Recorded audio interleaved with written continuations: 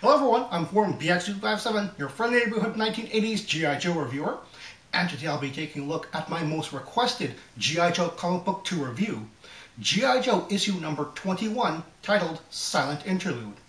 Originally published by Marvel Comics back in March of 1984.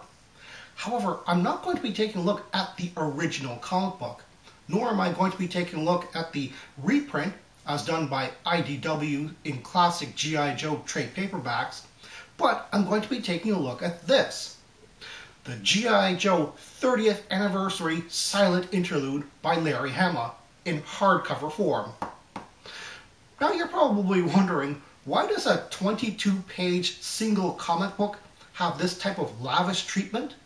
Well, simply put, this is a piece of comic book history. The original G.I. Joe number 21 is one of the all-time best single contained comic stories ever made in the 1980s, and it has no dialogue. The story is presented to the reader via pure art direction.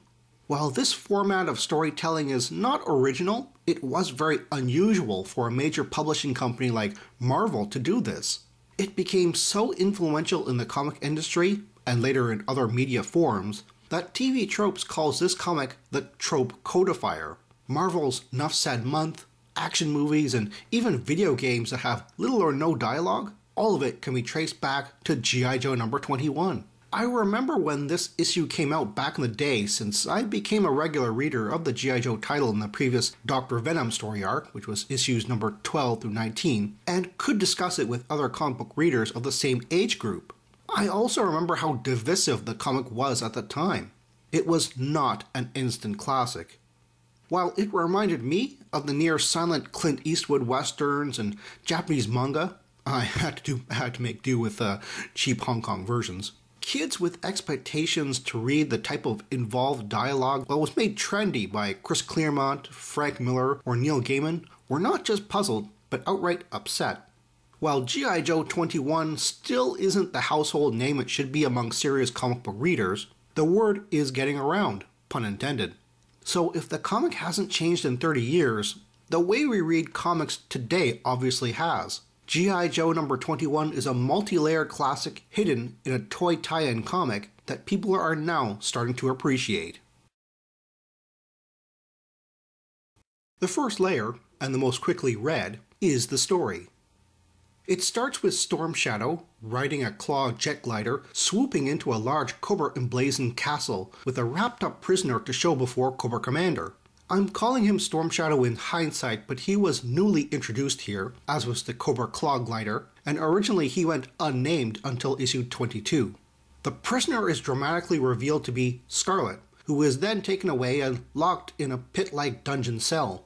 Snake Eyes paradrops onto the turrets of the Cobra Castle, which doesn't go unnoticed by Destro, but he calculates the odds of a successful infiltration as 1 million to 18, and goes back to contemplating his lost love, the Baroness.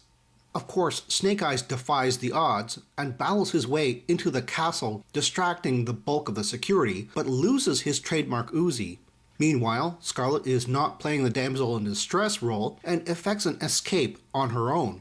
Snake Eyes arrives at Scarlet's dungeon cell only to discover it is empty, and it is here he encounters Storm Shadow and his Red Ninja team.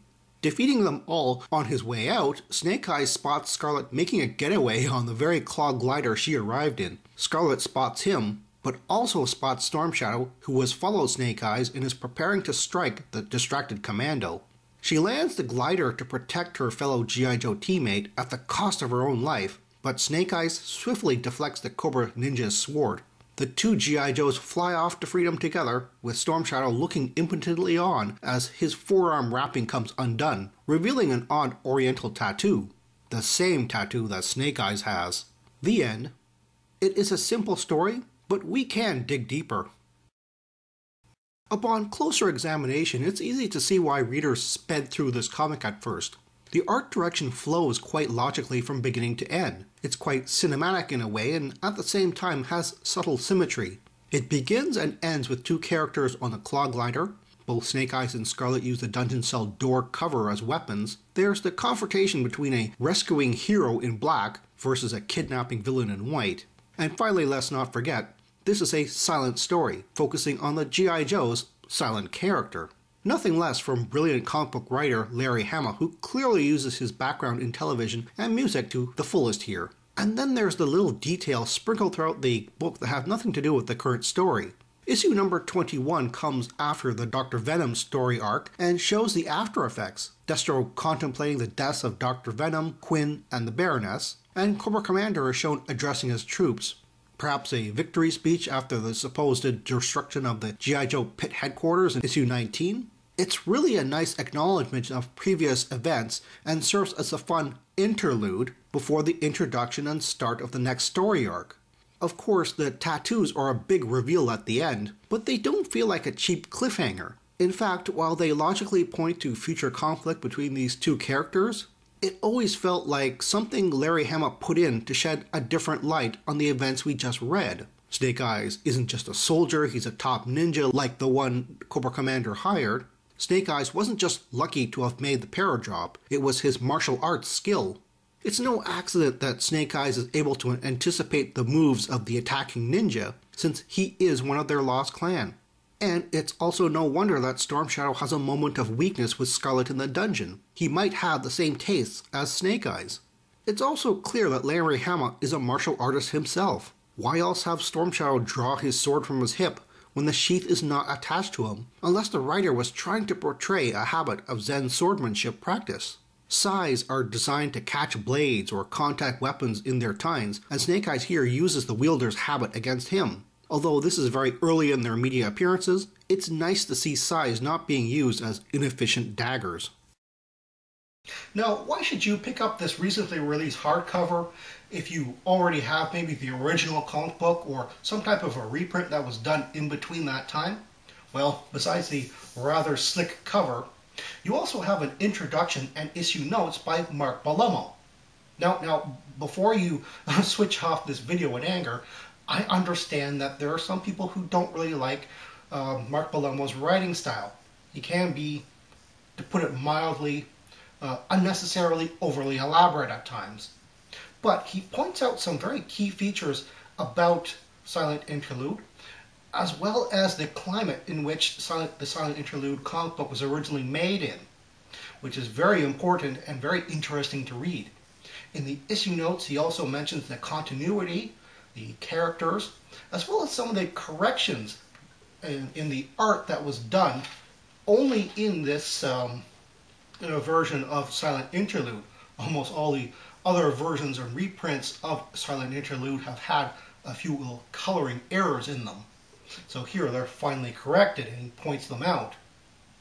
One thing that I found very interesting was that he also, in an interview with Larry Hama, points out that Larry Hama actually used to hand these things out at the Marvel Studios back in the day. And this is my copy of Wally Wood's 22 panels that always work. For the past couple of years, I've actually been adapting this to several other things, not only just to writing, but also video as well. So that was kind of an interesting surprise. Also in this book, which is, it's officially called 88 pages by IDW, but it's actually only 84. You're not really supposed to be counting these blank binding leaves. Shame on you, IDW. But it also has a reprint of G.I. Joe Origins number 19, which is a recent IDW story. It was a silent issue done by Larry Hama. And for those people who really like pre-production artwork and things like that, it has Larry Hama's entire breakdowns for the Silent Interlude story. All 22 pages right there. Right before, this is how it would have looked right before Steve Leialoha's inks and finishings would have made this. And of course, before coloring as well. This is almost a perfect comic, but it does have 1.5 errors still in it. The first is this color error. Normally I don't point out something so minor, but the reprint did go out of its way to correct other color errors, so why not this one? This is how it should look. The other is a half error, because they tried to fix it. Mark Bellomo even asks why so many people missed this. I can tell you exactly why. because it's two related errors, not just one.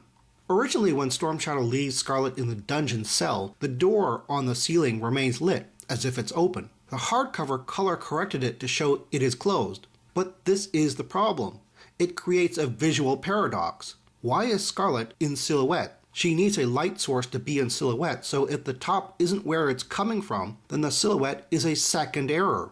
It should look like this to be balanced out visually. I believe I misspoke when I said the pre-production pages were only Larry Hama's art direction breakdowns. The title splash page does have Steve Leialoha's inks and finishes prior to coloration. While I don't want to end this review on a negative note, I have to point out that Mark Bellomo mentions the prelude to this story as written by Larry Hama titled Silent Prelude. It was a 5-page bonus story exclusively published in the 2006 Snake Eyes Declassified trade paperback by Devil's Due, and I wish it were included here, instead of the reprint of IDW's G.I. Joe Origins number 19. I understand they probably couldn't get the rights to the rival comic company's material, but it would have been more appropriate theme-wise. Speaking of non-IDW material, I'm surprised Mark Bellomo didn't mention the first attempt to give Silent Interlude a Prelude story in Action Force number 37, published in November of 1987.